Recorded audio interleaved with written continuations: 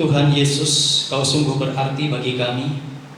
Engkau segalanya dalam kehidupan kami. Engkau Tuhan yang tidak pernah meninggalkan kami. Engkau yang selalu memuaskan dahaga kami, seperti rusa yang selalu haus akan kebenaran.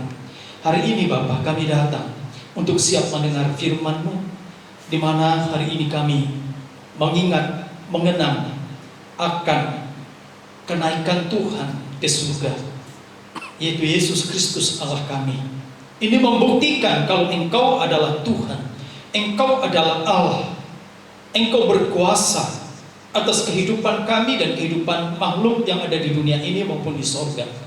Saat ini kami akan belajar bersama-sama.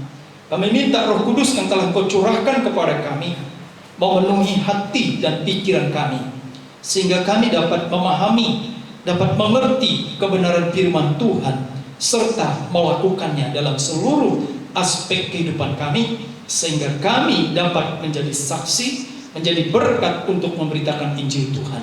Berikan kerendahan hati, karena kesombongan membuat kami menolak kebenaran. Demikian kami berdoa, siap mendengarkan firman Tuhan. Dalam nama Tuhan kami Yesus Kristus. Haleluya. Amin. Jemaat Tuhan, dipersilakan duduk kembali. Shalom, selamat pagi Bapak Ibu yang dikasihi oleh Tuhan. Pagi ini kita beribadah di seluruh dunia untuk mengenang, mengingat akan kenaikan Yesus Kristus ke surga Tuhan kita. Ini membuktikan kalau Dia adalah Allah, kalau Dia adalah Tuhan. Dan pada saat ini kita akan membaca firman Tuhan yang terambil dari kitab Injil Lukas pasal yang ke-24 ayat 50 sampai 53. Demikian firman Tuhan, kenaikan Yesus. Lalu Yesus membawa mereka keluar kota sampai dekat Betania. Di situ Ia mengangkat tangannya dan memberkati mereka. Dan ketika Ia sedang memberkati mereka, Ia berpisah dari mereka dan terangkat ke surga. Mereka sujud menyembah kepadanya. Lalu mereka pulang ke Yerusalem dengan sangat bersukacita. Mereka senantiasa berada di dalam bait Allah dan memuliakan Allah. Amin. Sampai di sini pembacaan firman Tuhan. Bapak Ibu, jemaat kasih oleh Tuhan, pagi hari ini saya akan memberikan tema renungan firman Tuhan, yaitu kenaikan Tuhan Yesus ke surga membawa berkat. Semua manusia di dunia ini tidak ada yang tidak mau berkat. Tentunya berkat rohani dan jasmani. Dan kalau berbicara tentang berkat, saya rasa semua orang senang, semua orang mau. Namun sayang, tidak semua orang mendapatkan berkat dalam hidupnya. Karena sumber berkat yang utama hanya ada di dalam Tuhan kita Yesus Kristus. Yesus bukan sekedar mati. Pada hari ini kita melihat di Alkitab, kita baca tadi dalam kitab suci, Dia bukan sekedar bangkit, bukan sekedar hidup, tetapi Yesus yang kita sembah, Dia juga naik ke surga. Ini membuktikan kalau Dia adalah Tuhan, Dia adalah Allah. Berkat-berkat apa saja yang dapat kita nikmati, dan berkat-berkat apa saja yang dimiliki orang-orang yang menyaksikan kenaikan Tuhan Yesus ke surga? Pertanyaan ini akan kita jawab, yaitu yang pertama, berkatnya mereka sangat bersukacita. Dalam kitab Lukas pasal yang ke-24 ayat yang ke-52 bagian B, mereka sangat bersukacita. Kata sukacita artinya sangat bergembira, sangat senang. Luar biasa mereka memiliki sukacita.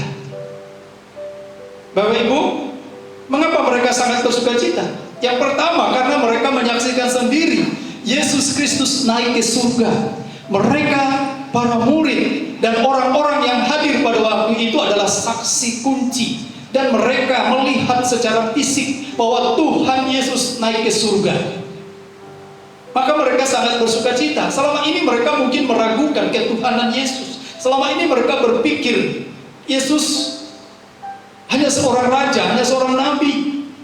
Tetapi dibuktikan dengan Dia bangkit dari kematian dan naik ke surga. baru mereka sadar bahwa Yesus adalah Tuhan. Yang kedua, karena iman mereka diperbaharui. Yang selama ini kita melihat ketika Yesus ditangkap, ketika Yesus diadili, ketika Yesus disiksa, ketika Yesus disalibkan, iman murid-muridnya menjadi kacau. Bahkan ada yang sudah hancur. Mereka kecewa dengan apa yang terjadi pada Yesus. Namun ketika peristiwa kebangkitan Tuhan dan kenaikan Tuhan, iman mereka dipulihkan, iman mereka diperbaharui, mereka kembali lahir baru di dalam Tuhan. Yang ketiga, karena mata jasmani dan rohani mereka dibuka oleh Tuhan, sehingga mereka dapat melihat bahwa Yesus Kristus itu adalah benar-benar Tuhan. Sekali lagi, akhirnya mereka senantiasa apa? Ayat 53 itu berada di bait Allah dan memuliakan Allah. Kata senantiasa berada di bait Allah, ini artinya mereka tidak pernah absen, tidak pernah lalai. Mereka selalu hadir di bait Allah, atau di rumah Tuhan, atau di gereja, untuk memuliakan Tuhan. Ini berkat yang mereka miliki, yang bagian pertama. Bagian yang kedua, Bapak Ibu, dalam Kisah Rasul pasal ke-1 ayat 8 sampai ke-9 yang sudah dibaca oleh pemimpin pujian tadi, yaitu berkat para murid dan orang-orang yang menyaksikan kenaikan Tuhan pada waktu itu, dan bagi kita hari ini, yaitu menerima kuasa dari Roh Kudus. Kuasa dari Roh Kudus. Kuasa untuk apa? Yang pertama, kuasa untuk memberitakan Injil. Matius 28 ayat 18. Yaitu kuasa memberitakan Injil kemana? Yerusalem, Samaria, Yudea, dan ke ujung bumi. Jadi setiap murid Tuhan pada waktu itu dan sampai pada hari ini diberi kuasa oleh Tuhan untuk memberitakan Injil, memberitakan kabar baik tentang Yesus Kristus adalah juru selamat, sang penebus dosa, yang jalan satu-satunya menuju ke surga hanya melalui Yesus Kristus. Jadi itulah berita tentang Injil. Kuasa ini diberikan kepada para murid pada waktu itu. Mengapa? Karena para murid sudah dipulihkan dari keterpurukan iman mereka, dari rasa ketakutan mereka yang luar biasa. Akhirnya apa? Kuasa Roh Kudus memakai mereka untuk menyampaikan kebenaran itu kepada semua bangsa, kepada orang-orang yang ada di sekitar mereka. Yang kedua, kuasa untuk mengalahkan maut, mengalahkan kuasa dosa, mengalahkan kuasa iblis. Markus 16 ayat 9 sampai 20. Di situ para murid diberi kuasa untuk mengalahkan kuasa maut melalui kematiannya di atas kayu salib, kebangkitannya dan kenaikannya ke surga, serta mengalahkan kuasa dosa. Apa itu dosa? Dosa adalah pelanggaran terhadap hukum Allah. Dosa adalah pemberontakan manusia kepada Tuhan. Ketidaktaatan dan ketidaksetiaan manusia kepada Tuhan itu adalah dosa. Dan kuasa dosa ini sudah menggerogoti manusia dari sejak kejatuhan manusia di Taman Eden sampai hari ini. Manusia tidak bisa lepas dari dosa. Manusia dengan akal budi dan kekuatannya, dengan berbagai macam cara untuk mencari jalan keluar agar bisa bebas dari dosa, namun mereka tidak bisa. Lalu Yesus hadir, dia Tuhan, datang untuk menyelamatkan manusia, agar manusia itu dibebaskan dari kuasa dosa yang sudah mengikat manusia. Dan manusia juga dilepaskan dari kuasa iblis yang mengikat manusia. Para murid pada waktu itu diberi kuasa. Orang-orang percaya pada waktu itu diberi kuasa, dan hari ini diberi kuasa untuk mengalahkan kuasa iblis. Iblis itu ada, dia makhluk roh, dia makhluk yang luar biasa cerdas, licik. Dia berusaha untuk menipu manusia. Dia berusaha untuk membuat manusia menyembah dia dengan berbagai macam cara dan strategi. Tentunya dengan akal dan kekuatan manusia itu sendiri, kita manusia tidak mungkin mampu mengalahkan iblis tanpa pertolongan Tuhan, tanpa kuasa darah Yesus Kristus. Maka ketika Tuhan Yesus naik ke surga, Roh Kudus dicurahkan Kita diberi kuasa untuk mengalahkan iblis. Jadi hari ini kita nggak perlu takut kepada setan, nggak perlu takut kepada iblis. Kita nggak perlu sembah setan lagi. Ya, setan itu suka disembah Bapak Ibu ya, melalui patung, melalui jimat, melalui apalagi berhala, melalui tradisi-tradisi yang tidak sesuai dengan kebenaran firman Tuhan, menyembah dia karena dia adalah roh ya. Makanya banyak hari ini roh-roh jahat gentayangan mengganggu manusia. Kita nggak perlu takut, kita perlu kalahkan dengan nama Tuhan Yesus Kristus. Karena ingat, kita sudah diberi kuasa oleh Tuhan.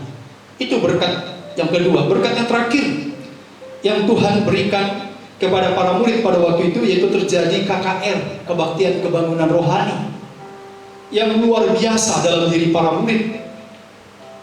Coba nanti dibaca di rumah dalam Kisah Rasul pasal 2 ayat 14-40. Itu jelas dikatakan terjadi kebangunan rohani yang luar biasa dalam diri para murid. Dari ketakutan timbul keberanian yang luar biasa dalam diri Petrus, secara khusus yang adalah seorang pemimpin dari para murid, untuk bersaksi tentang Tuhan Yesus, bersaksi tentang kebenaran Injil. Dia bangkit dari tempat duduknya dan berkhotbah. Khotbahnya panjang loh Bapak Ibu ya, lama khotbahnya. Dia dengan berani. Awalnya dia seorang penakut, karena dia memiliki temperamen sanguin, ya, yang angin-anginan, cuma mudah ngomong, mudah mengatakan, mudah berjanji. Ini sanguin yang mentah, yang belum diubahkan, yang belum lahir baru, yang belum diperbaharui. Ketika Yesus ditangkap, Yesus diadili, segera Petrus menyangkal Yesus. Dia takut. Dia takut mengakui Yesus itu adalah Tuhan, takut mengakui Yesus itu adalah gurunya, dan dia adalah muridnya. Dia lari dari kenyataan. Namun ketika Yesus bangkit, Yesus naik ke surga, terjadi kebangunan rohani dalam diri Petrus secara pribadi. Tuhan mengubah dia menjadi satu pribadi yang lahir baru. Dia bertobat. Dia ingat bahwa Tuhan punya kuasa, dan dia dipulihkan Bapak Ibu. Dia bertobat dan mendapatkan keselamatan dari Tuhan kita Yesus Kristus. Dalam sekali khotbah, dalam ayat itu kalau kita baca ya, Kisah Rasul pasal 2 14-40, 3.000 orang bertobat. 3.000 orang sekaligus yang menerima Yesus Kristus pada waktu itu, yang hadir dalam KKR yang dia buat. Ini berkat apa? Berkat kuasa Roh Kudus, berkat kenaikan Yesus Kristus dengan mencurahkan Roh Kudus kepada umat manusia pada waktu itu, secara khusus kepada orang-orang percaya. Jadi kalau kebangunan rohani terjadi dalam diri seseorang, maka dampaknya sangat luar biasa. Sangat luar biasa juga merubah kehidupan orang lain. Artinya apa? Kalau seseorang bertobat, meninggalkan kehidupan lama, lahir baru, meninggalkan dosa, meninggalkan perbuatan-perbuatan daging, meninggalkan perbuatan-perbuatan yang tidak sesuai dengan kehendak Tuhan, maka dampaknya luar biasa. Dia bisa bersaksi dan orang lain boleh mendengar, orang lain menerima kesaksiannya itu, dan akhirnya dia bisa menjadi seorang yang menjadi berkat bagi orang lain. Oleh karena itu, hari ini Bapak Ibu, kesaksian hidup kita menentukan siapa kita. Teruslah hidup dalam berkat-berkat Tuhan secara rohani, itu yang pertama. Dan berkat jasmani bisa menyusul. Dan teruslah jadi berkat dalam setiap tingkah laku kita, atau setiap perbuatan kita, setiap hari, setiap saat, setiap waktu, dimanapun kita berada. Bukan hanya rohani kita di gereja, haleluya, haleluya. Di gereja kita rajin baca Alkitab, di gereja kita rajin memuji Tuhan, memuliakan Tuhan. Tapi di luar gereja nggak ada haleluyanya lagi, yang ada halelupa Bapak Ibu. Lupa berdoa, lupa apa lagi? Lupa membaca firman Tuhan, lupa memuji Tuhan, lupa memuliakan Tuhan, lupa hidup dalam kebenaran, lupa memperkatakan kitab suci kepada orang lain, lupa bersaksi kepada orang lain, memberitakan Injil. Kita dipanggil untuk memberitakan Injil, menjadi berkat bagi orang lain. Ada begitu banyak orang-orang di sekitar kita yang belum mendengarkan Injil, atau mungkin sudah mendengarkan Injil tentang Yesus Kristus Juru Selamat, tapi Belum ada yang memberitakan kepada mereka. Belum ada yang mengajak mereka untuk menjadi orang percaya. Ini tugas kita. Jangan takut. Tetaplah semangat menjadi berkat, menjadi pemberita Injil dimanapun kita berada. Melalui kenaikan Tuhan Yesus Kristus ke surga hari ini, biarlah kita semua diberkati oleh Tuhan, mengalami berkat-berkat jasmani dan rohani, mengalami kekuatan Tuhan dalam hidup kita. Akhirnya kita memiliki semangat sukacita yang luar biasa, dan kita menerima kuasa Roh Kudus dalam hidup kita, menguasai kita, memimpin hidup kita. Dan yang terakhir, akan terjadi kebangunan rohani yang luar biasa secara pribadi dalam kehidupan kita, sama seperti para murid, sehingga kita dapat menjadi berkat dimanapun kita berada. Demikian firman Tuhan pada pagi hari ini. Shalom. Selamat hari kenaikan Tuhan Yesus Kristus. Tuhan Yesus memberkati kita. Mari kita berdoa. Terima kasih Engkau baik Bapa. Kami sudah belajar firman-Mu saat ini. Kami sudah mendengar kebaikan Tuhan yang luar biasa. Bagaimana Yesus kami, Allah kami yang hidup, Dia datang ke dunia, menyelamatkan manusia, melepaskan manusia dari ikatan dosa, dari ikatan maut, dari ikatan kuasa iblis, dari kecelakaan malapetaka yang menggerogoti manusia, dari ketakutan dan lain sebagainya. Dia datang, Dia mati, mencurahkan darahnya, Dia bangkit. Bahkan hari ini kami memperingati Dia naik ke surga. Terima kasih Engkau Tuhan, Engkau Allah, dan berjanji untuk datang kedua kalinya untuk menjemput kami.